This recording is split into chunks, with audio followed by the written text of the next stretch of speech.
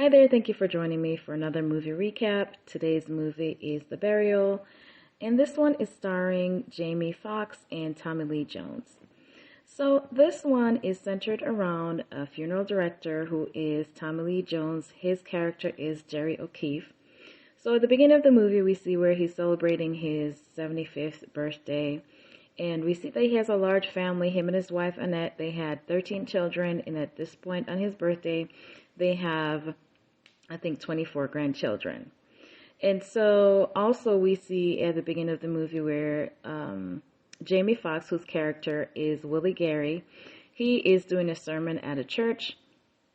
And we can tell that he is very charismatic, he's smooth and quick on his toes. So at that point, we're wondering what his tie-in is to the show, at least I was. And so after we see the birthday scene, we get into the main storyline where Mr. O'Keefe was in trouble with the insurance committee because he sells funeral products and insurance. And when they came by, and I don't know why they came by, if somebody had sent them or what the deal was, but anyway, he got in trouble with the insurance committee because he didn't have sufficient reserves for the business because he sold insurance. And so we find out that he has been, having financial troubles for years, trying to keep the business together. And it is a business that has been in the family for over 100 years, and it was passed down from his dad to him. And so he was trying everything he could to hang on to the business and to not lose it. And so that's why he was in debt. So anyway, because of this issue now with the insurance commission, his attorney, his personal attorney, Mike Allred, suggested to him like maybe he should sell, a part of the business. He doesn't have to sell all of it, but he would bring in some income, to help with his debts, create this reserve so he doesn't lose his license. So he had mentioned, that the Loewen group had inquired about the business. And so this Loewen group is a huge corporation that's a part of the funeral business. And so he decides, okay, he needs to do what he needs to do. So they need to go to Canada, to Vancouver to meet with Ray Loewen, who is the owner or the CEO of the company, to talk about a possible deal, to help save the business.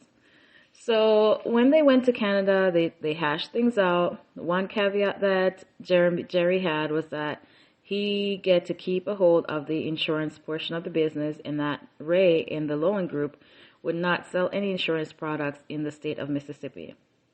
And so they agreed to that. They came back home. And so they're waiting for the contracts to come through, and there's nothing. So prior to them going to Vancouver, we meet Hal Dockins, and he is, an African-American kid who had just passed the bar. So not really a kid, but very young in his profession. And so he is a friend of one of Jerry's sons from college. And so he is his junior counsel, so he went ahead on the trip as well to Canada.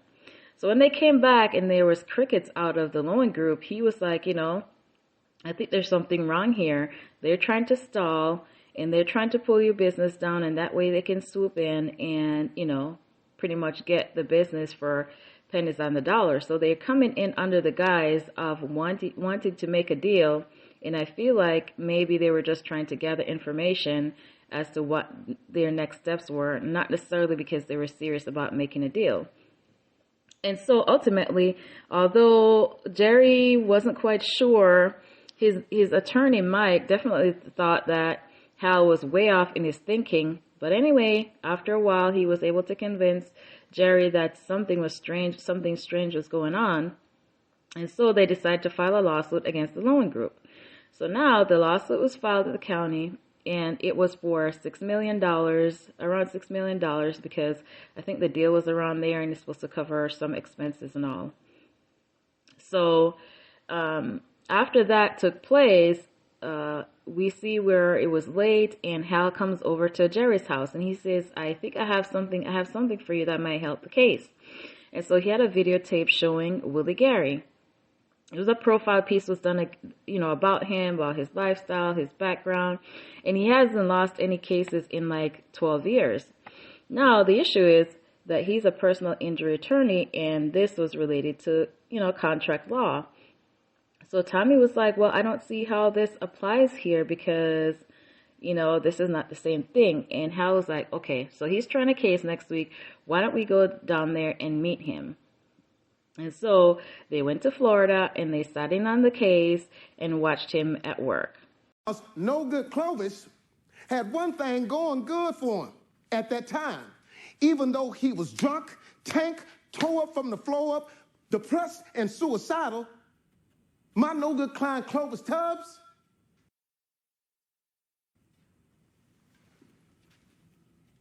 had him a green light. After that, after he had his day in court, they went to his office to meet him and talk about the case. So he was like, well, what PI do you have for me? And they're like, what? Personal injury. And they were like, well, it's not really a personal injury case, but it's this. And so he was like, yeah, I don't do that. That's not a Willie Gary case. And so after having talked for a while, Hal had brought up to him, like, this case could, do a whole lot of good for your career. It'll be, nationwide coverage for you. And if you're able to win this one, the notoriety that comes with it. And so ultimately, all right, he decided that he was going to take the case. So he goes from Florida to Mississippi, and he needs to, he brings a whole entourage of other guys with him that are on his team. So he goes there to meet Jerry and Mike Allred and to talk about the case. Now, before he arrived, pretty much when they had this conversation, Willie was arriving, but he said, there's only one thing, I'm going to be lead counsel. Of course, Willie being the hotshot that he is, he assumed that he was going to be lead counsel. And so they had a little tit for tat about that. So anyway, they started the case. And when they started working on the case, Willie was like, we need to make them pay. This $6 million is nothing. He wanted to file the suit for $100 million. And they were like, well, I don't know about that. But he insisted, and that was what the lawsuit was going to be, for $100 million. So when they first initially went to court, there was some information that came up. No, let me backtrack. So it went to the Loewen group that Jerry had hired Willie Gary. And so they kind of put two and two together that he hired an African-American guy because of the demographic in the county where the lawsuit was filed. So what do? They go ahead and hire an African-American lawyer as well. So they hired Mame Downes, and she is a female attorney who's top of her class from Harvard. She has a solid record, and she's a no-nonsense and proven track record of being, a top attorney. So when they heard, they're like, oh my gosh, seriously? So then when they went to court initially, there was some information that came out about Jerry's past in some dealings that he had with somebody who had a criminal record and all of that, which Willie didn't really know about. However, Jerry was mad at him because he got pretty much, pummeled on the stand, and he was like, you were supposed to protect me. And, he was mad at him, and so he got demoted from lead counsel. So now Mike Allred is lead counsel. So we see where when he became lead counsel and he's in court, when they had, their counter arguments, that he was kind of timid, that when Mame came to say something, he kind of backed off of his argument because he kind of was scared. And so after they were in court, there was some information that came out about Mike Allred's family that they didn't know about, at least Willie Gary didn't know about. And it was that his grandfather was a part of the KKK. And so when this came out, everybody was like, silence in the court. And so he was asking, he was saying, this is an unfair question. I'm not, I can't be accountable for my grandfather's action, but the damage was already done because they're in an African-American community. You're affiliated with the KKK. This is not a good look. And even though he didn't really answer anything related to the question, the fact that this was brought up already damaged the case. And really, that was the tactic that Mame had, because after the judge said, to answer the question, he said, I asked the question, but I no longer want an answer. Something to that effect, she said. But the damage was already done. So after that took place, Mike already did the right thing, and he was like, you know what, I feel like I need to recuse myself from the case just for the betterment of the case. And so he did that, and so Willie became lead counsel again. Now, after this whole KKK thing came out in court, the other members of Willie Gary's team wanted Mike to denounce his grandfather, because they're like, this man is racist and all this. And he was like, I can't be responsible for his actions. And he wouldn't denounce him. He's like, that's my grandfather. And so they decided, you know what? Willie Gary was like, we're not going to fight about this. We cannot, crucify him because of his past. And there's nothing that we can do. We can't fix what has happened in the past. What we need to do is fix this case. And so they didn't take likely to that, because they felt like he was siding with, a Klansman's descendant. And so they decided, you know what, I'm out of here. One guy said he was out of here in a domino effect.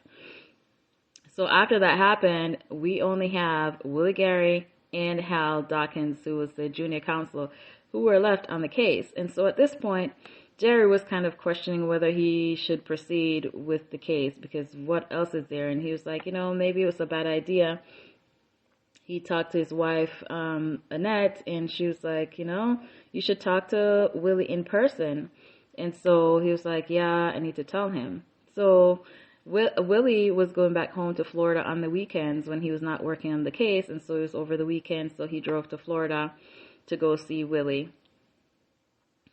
So they got to his house, and he was at his mom's house. So his wife, Gloria, offered to drive her there. She's really sweet. They're a really sweet couple.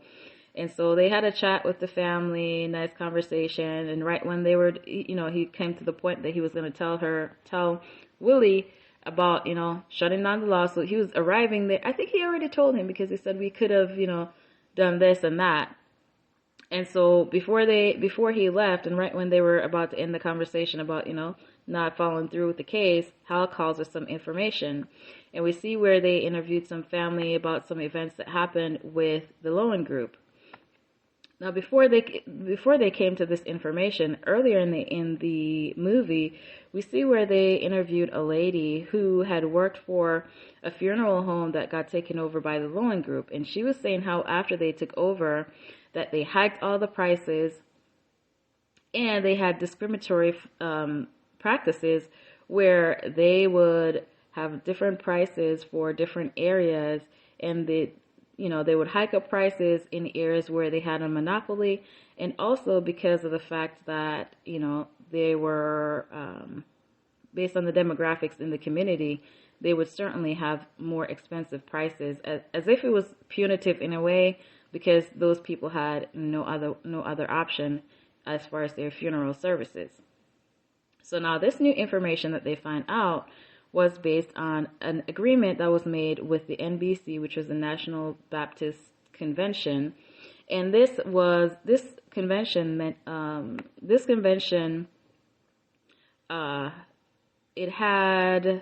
it represented over 3,300 churches. And so the deal that they had with the National Baptist Convention was that they would, if they endorsed them, they would have it where they would have people in their church would sell funeral products, insurance coverage, and things like that, burial coverage, and then they would make commission off of that. And so the way they were spinning it to the community was that, it would help with their social and economic situation, because they would be able to make money and all that. And so this was set up almost like, it reminds me of an MLM type of thing where, you go sell and sell and sell and you make more money. But what they were selling really weren't products that were helpful to the community. They would buy these insurance products. I think one of the customers or one of the families has mentioned how when it came time to, use the insurance, they were saying that, well, it covers this and not that. So even though that they were feeling secure that when the time comes for them to bury someone, that situation would be straightened out, it really wasn't, because now they have bombs dropped on them that this is not covered, this is not covered, you have to pay for this, you have to pay for that. So really, it was a really bad situation that took advantage of the people in the community. And at one point, when the person who made the deal and the representative for the Loewen group took the stand, he had mentioned that they had projected in this deal that they would make $1.5 billion from this deal that they made with the NBC, which is the National Baptist Convention.